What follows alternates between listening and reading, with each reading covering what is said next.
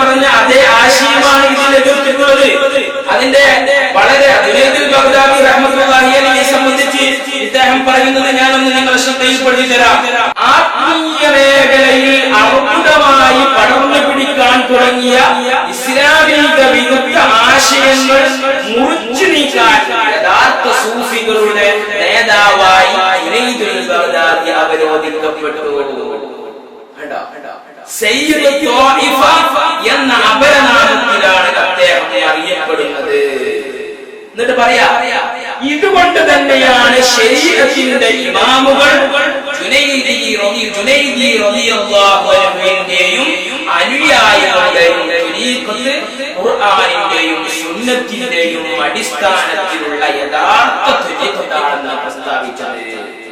ഇവിടെ രണ്ടാമത് ഇസ്തിസ്നാക്ക് കുറെ കാലാവധിയുണ്ട്. അവിടെ ഒരു ജുനൈദുൽ ബഗ്ദാദിക്ക് ഇങ്ങനൊരു ആശയമുണ്ട്. ആ ആശയം ഇതിൽ നിന്ന് ഇസ്തിസ്നാ ചെയ്യപ്പെടേണ്ടതാണ് എന്ന് പറഞ്ഞിട്ട് രണ്ടാമത് ഇറക്കുകയാണെങ്കിൽ വളരെ ഉപകാരമായിരിക്കുമെന്ന് സാന്ദർഭികമായി ഉണർത്തുകയാണ്. അപ്പോ യഥാർത്ഥമായ സൂഫികളുടെ നേതാവാണ് ജുനൈദുൽ ബഗ്ദാദി. ഇവിടെയാണ് നമ്മൾ മനസ്സിലാക്കുന്നത്. യഥാർത്ഥമായ സൂഫികളുടെ നേതാവാണ് ജുനൈദുൽ ബഗ്ദാദി. ആ നേതാവിന്റെ വാക്കനുസരിക്കുന്ന മുഴുവൻ സൂഫികളുടെയും അഭിപ്രായങ്ങളേത്? ആ അഭിപ്രായമുള്ളവർ ക്രിസ്ത്യാനി ത്വരീഖത്തുകാരാണെന്നും അത് അനിസ്ലാമികമാണെന്നും പറഞ്ഞ് ചിരിച്ച് രസിച്ച് തള്ളുകയാ ചെയ്യുന്നത്. നിങ്ങൾ ആ ക്ലിപ്പിൽ കേട്ടില്ലേ? ആരെയായി ചിരിച്ച് രസിച്ച് തള്ളിയിട്ടുള്ളത്? എടുത്തു ചാടി ചോദ്യം മുന്നിൽ രണ്ട് പെരുമ്പളിക്കലും മറുപടി പറയാൻ വെമ്പൽ കൊള്ളുകയാ. പഠിപ്പിക്കുന്നു. തന്നിൽ നിന്നുണ്ടായ പ്രവർത്തനങ്ങൾ അത് ശൈഖിന്റെ പ്രവർത്തനമാണെന്ന് കാണണം. ഇദ്ദേഹത്തിന്റെ ഈ ഫത്വ അനുസരിച്ച് നമ്മൾ നോക്കുകയാണെങ്കിൽ ജുനൈദുൽ ബഗ്ദാദി ഇപ്പൊ വത്തിക്കാനിലെ മാർപ്പാപ്പാക്കാണ്, ക്രിസ്തീയ ത്വരീഖത്താണ്.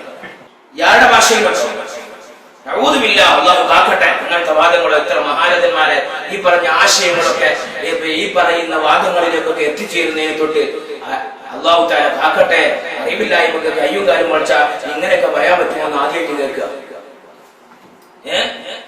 ഇവർ ആരെയാണ് ക്രിസ്ത്യാനിയാക്കിയത്? അഥവാ ആരെയാണ് ഇവരെ കാഫിറാക്കി ക്രിസ്ത്യാനിയാക്കിയെന്ന് പറഞ്ഞാൽ കുഫിയ്യത്തല്ലേ, ഇസ്ലാമിൽ നിന്ന് പുറത്തല്ലേ?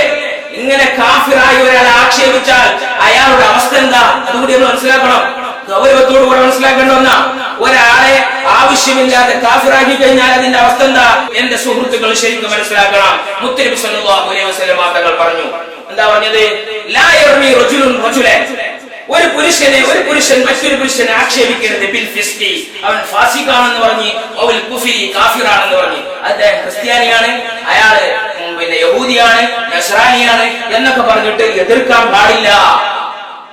അങ്ങനെ എതിർത്താലോ ഇല്ല റദ്ദത്തി അലൈഹി ഇല്ലം യകുൻ സാഹിബുഹു കദാലിക, അങ്ങനെ ക്രിസ്ത്യാനിയാണെന്നോ അല്ലെങ്കിൽ ഫാസിഖാണെന്നോ ഒക്കെ പറഞ്ഞ് എതിർത്ത് അദ്ദേഹത്തിന് അതില്ലെങ്കിൽ അത് ചെന്ന ആളിലേക്ക് തന്നെ മടങ്ങും.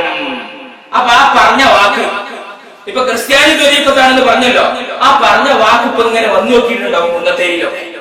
കുന്നത്തേരിയിലൊക്കെ ഇങ്ങനെ വന്നു നോക്കിയപ്പോ ഇവിടിപ്പോ ഒരു കുഫിരിയത്തിന്റെ ഒന്നും കാണുന്നില്ല. ഇതിപ്പോ ജുനൈദുൽ ബഗ്ദാദിന്റെ അതേ ആശയമല്ലേ ഈ ത്വരീഖത്തേക്കുള്ളത്, വേറെ എപ്പോഴും ത്വരീഖത്തുന്നില്ല. അപ്പൊ ആ വാക്ക് പോകും ഇങ്ങോട്ട് നേരെ കമാലിയ സലാത്തിലേക്ക്. അവിടെ ചെന്ന് മുട്ടി അവിടെയുള്ളവരെ മേത്തൊക്കെ ചെന്നാണ്ട് അടിച്ച് പതിഞ്ഞ് അലക്കായി പോകും. വളരെ ശ്രദ്ധിക്കേണ്ട, ഗൗരവത്തോടുകൂടെ ശ്രദ്ധിക്കേണ്ട വിഷയമാണ്. വളരെ എന്തുകൊണ്ട് എന്റെ പ്രിയപ്പെട്ട സുഹൃത്തുക്കളെ, എത്ര ലാഭത്തോടെയാണ് ഇയാൾ ഒരാളെ ഫാസിഖും കാഫിറാക്കുന്നത്? സൂക്ഷ്മതയോടെ കൈകാര്യം ചെയ്യേണ്ടവരല്ലേ ആലിമീങ്ങൾ. അറിവില്ലെങ്കിൽ അറിയില്ല എന്ന് പറയുക, അല്ലെങ്കിൽ മിണ്ടാതിരിക്കുക, അല്ലെങ്കിൽ അറിവുള്ളവരോട് ചോദിച്ചു പഠിക്കുക. അതാണ് പണ്ഡിത ധർമ്മം. അതല്ലേ പണ്ഡിത ധർമ്മം. എല്ലാ വിഷയത്തിലും ചാടി ഉത്തരം പറയാൻ നിന്നാൽ ഇബ്രാഹിം നബിയെ ക്രിസ്ത്യാനിയും ജൂതനുമാക്കിയ പോലെ ഇരിക്കും.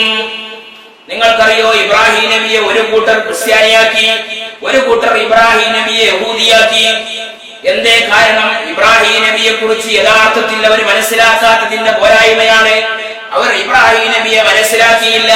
പക്ഷെ സത്യം അങ്ങനെയാണോ? പരിശുദ്ധമായ ഖുർആൻ ഇറങ്ങുന്നു.